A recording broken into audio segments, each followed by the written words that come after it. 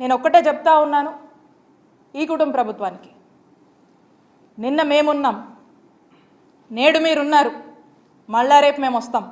Government అనేది ఒక continuous process, ఇది ఒక continuous institution. Pulivendula medical college, దీనికి సంబంధించి కొన్ని సీట్లకు, కొన్ని ఎంబీబీఎస్ సీట్లకు మనకు పర్మిషన్ వస్తే ఆ వచ్చినటువంటి ఆ పర్మిషన్ కూడా మరి దేశ చరిత్రలో ఏ రాష్ట్రం కూడా చేయనటువంటి దుస్సాహసం ఈ కూటమి ప్రభుత్వం చేసి రిటర్న్లో మాకు ఈ మెడికల్ కాలేజ్ వద్దు అని లెటర్ రాసినటువంటి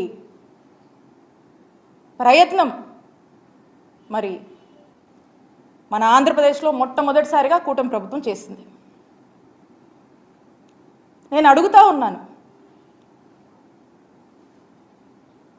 ఒక మెడికల్ కాలేజ్ తేవాలంటేనే ఎంత కష్టమో, 100 ఏళ్లకే 11 మెడికల్ కాలేజ్ మనకు ఉన్నటువంటి చరిత్ర మనకు ఉంటే, మరి 5 సంవత్సరాల కాలంలో 17 గవర్నమెంట్ మెడికల్ కాలేజ్ తీసుకురావాలనేటువంటి ఒక గొప్ప సంకల్పం జగన్మోహన్ రెడ్డి గారు చేస్తే, దాంట్లో 5 సంవత్సరాల్లో 5 మెడికల్ కాలేజ్ తీసుకొచ్చి ఈ సంవత్సరం 5 అందుబాటులోకి రావాల్సినటువంటి పరిస్థితి ఉండగా, వచ్చే సంవత్సరానికి 7 కాలేజీలు మళ్ళీ అందుబాటులోకి రావాల్సినటువంటి పరిస్థితి ఉండగా, మరి వచ్చినటువంటి ఒక కాలేజ్కి వద్దు అని చెప్పి మీరు రిటర్న్లో లెటర్ రాశారంటే దీన్ని ఏమనుకోవాలి?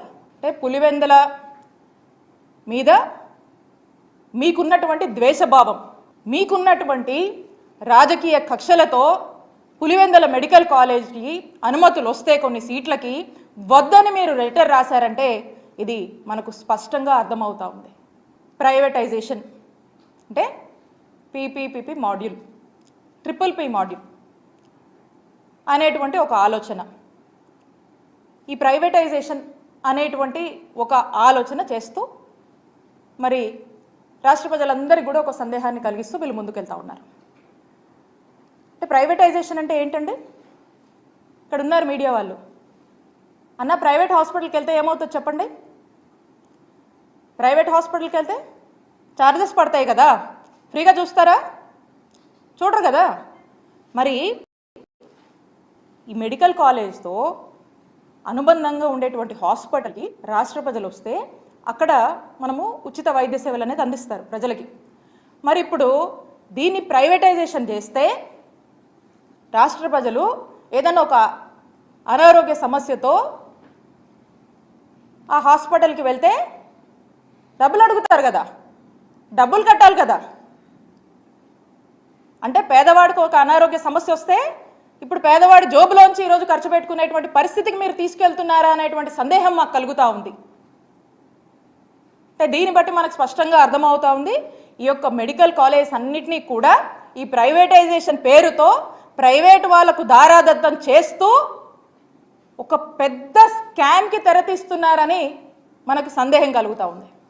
మేము అధికారంలోకి వచ్చిన 100 రోజుల్లో మీరు ఏదైతే మెడికల్ కాలేజ్కి సంబంధించినటువంటి జీవో తీసుకొచ్చారో ఆ జీవోని మేము రద్దు చేస్తాం అని మాయమాటలు చెప్పి ప్రజల్ని మోసం చేశారు. మరి ఇప్పుడు మీరు అధికారంలోకి వచ్చి దాదాపు 100 రోజులు, ఎవరేమో అడ్డుకోలేదే.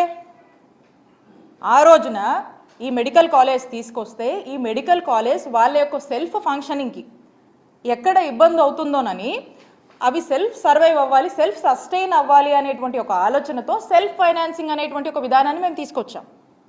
మరి ఆ విధానాన్ని ఆ రోజు మీరు తప్పుబట్టి మీరు అధికారంలోకి వచ్చాక జీవోని రద్దు చేస్తామని మీరు మాట్లాడారు కదా. మరి ఇప్పుడు ఎవరు అడ్డుకోవట్లేదు కదా, ఎవరేం ఆపట్లేదు కదా, ఎవరు మిమ్మల్ని ఆపారా? మరి ఎందుకు అదే జీవోని కంటిన్యూ చేస్తూ ముందుకు వెళ్తున్నారు? దీని గురించి ఎక్స్ప్లెయిన్ చేయండి.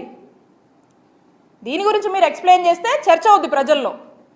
ఇవేవీ మీరు ఎక్స్ప్లెయిన్ చేయరు. దీని మీద మీరు క్లారిటీ ఇవ్వండి ప్రజలకి. ఎంతోమంది పేద విద్యార్థుల వాళ్ళ యొక్క ఆశల్ని మీరు బలి చేసే విధంగా మీరు అడుగులు ముందుకు వేస్తూ ఉన్నారు. ఖచ్చితంగా దీని మీద మీరు ఒక క్లారిటీ ఇవ్వాలి, దీని మీద మీరు ఎక్స్ప్లెయిన్ చేయాలి. ప్రజల్లో చర్చ జరుగుతుంది. అప్పుడు అదే చర్చ.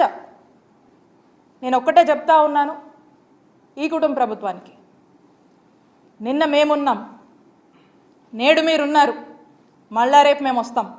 గవర్నమెంట్ అనేది ఒక కంటిన్యూస్ ప్రాసెస్, ఇది ఒక కంటిన్యూస్ ఇన్స్టిట్యూషన్. కోట్ల మంది ప్రజలు ఎంతో ఆశతో ఈ రాష్ట్రంలోని ఎంతోమంది పేద ప్రజలు గవర్నమెంట్కి వాళ్ళ యొక్క అండ, వాళ్ళ యొక్క భరోసా కోసం, వాళ్ళ యొక్క సాయం కోసం ఎదురు చూస్తూ ఉంటాయి. వాళ్ళ యొక్క హోప్ని ఈరోజు బలి చేస్తూ మీరు ఏదైతే జగన్మోహన్ రెడ్డి గారి ఎయిమ్, ఈ రాష్ట్రంలో వైట్ కోట్ రెవల్యూషన్ రావాలి, ఈ రాష్ట్రంలో వైట్ కోట్ రెవల్యూషన్ తేవాలి, ఇక్కడున్నటువంటి మెడికల్ ప్రొఫెషనల్స్ దేశం మొత్తం కూడా వైద్య సేవలు అందించాలి, ఇక్కడున్నటువంటి పేద ప్రజలకు ఉచితమైనటువంటి నాణ్యమైనటువంటి వైద్య సేవలు ఈ రాష్ట్రంలోనే అందించాలనేటువంటి ఏం ఏదైతే ఉందో ఆ ఏంని కూటమి ప్రభుత్వం మీ ప్రైవేటైజేషన్ పద్ధతిలో డిఫీట్ చేయొద్దు అని మీకు తెలియజేసుకుంటున్నాను. It's very sad and it's very unfortunate.